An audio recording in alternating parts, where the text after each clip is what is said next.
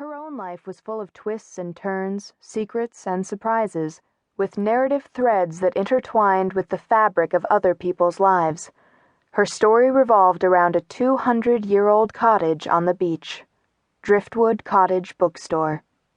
Her mother had bought the old cottage and turned it into a bookstore, and now Riley was raising her son in the upstairs apartment, her days tuned to the rhythm of the tides and the ebb and flow of customers.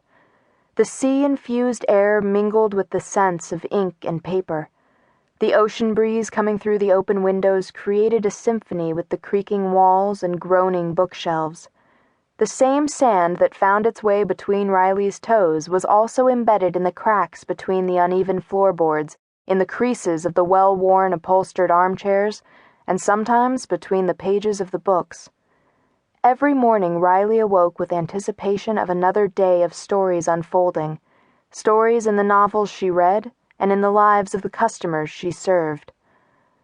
On the first floor of the cottage, behind a wooden door to the left of the checkout counter, Riley's office desk was half hidden beneath the piles of RSVP cards for the party to be held at the bookstore in a week. She avoided the tedious task of recording these responses by walking toward the book club corner, her favorite nook in the store. Riley sighed as she ran her fingertips lazily across the spines of the books lining the crooked shelves. The stories were old friends that comforted her. The camaraderie of women in the book clubs helped ease the loneliness of being a 32-year-old single mother. Somehow, sitting with the women and discussing the novels, then later their personal stories, had opened Riley's heart to the tenderness of others' hurts. Book clubs acted as a balm on the ache for intimacy. She stood behind the bookshelf and listened while the Beach Babes Book Club talked over and above one another, each woman speaking in the commanding tone of one who believed that what she had to say was more important than what anyone else had to say. Riley smiled, sensing an impending argument brewing. Listening to browsers and book club members, to authors and would-be authors, she'd become an expert at detecting a negative undercurrent. She poked her head around the corner. "Hi, ladies."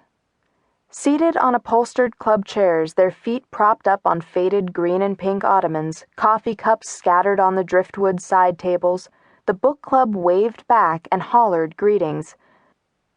"Riley," called Lola Martin, her eyebrows raised. "Who was your first love?" "Tom Sawyer," she replied with a crooked smile, slipped a fallen book back onto a shelf. "Interesting question. What book are you all discussing this month?" "Beach Music by Pat Conroy," Lola said. "The main character never stops loving his first love, and we were just wondering who yours was. Tom Sawyer does not count." "Oh, yes, it does." Riley walked into the book club corner's circle, picked up several empty coffee cups. For a 12-year-old bookworm sitting alone on the riverbank, Tom Sawyer made a perfect first love. "You make it sound like he was real," Lola said. "He was." Riley glanced out the window to the front yard, to the ancient live oak spreading its branches toward the earth and sky, circles of light nestled in its curves. "See?" said Ashley Carpenter, bouncing her 6-month-old baby on her lap. "True love and happy endings are only in fairy tales or novels, not in real life." Riley's gaze returned to the group. Lola shook her head. "I'm not saying all true loves end happily, but some do, right?" She looked again at Riley. Ashley laughed. "Well, I'm gonna need some convincing." Riley smiled at the group as several different conversations started up. She said goodbye and returned to her office to face the pile of work. Of course Tom Sawyer wasn't her first love. Mack Logan was.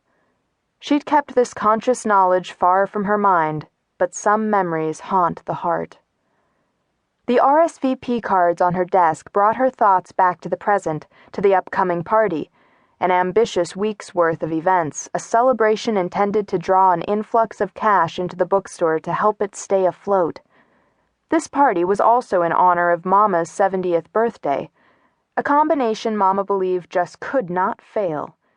But of course it could fall short of saving the store. Profits were down and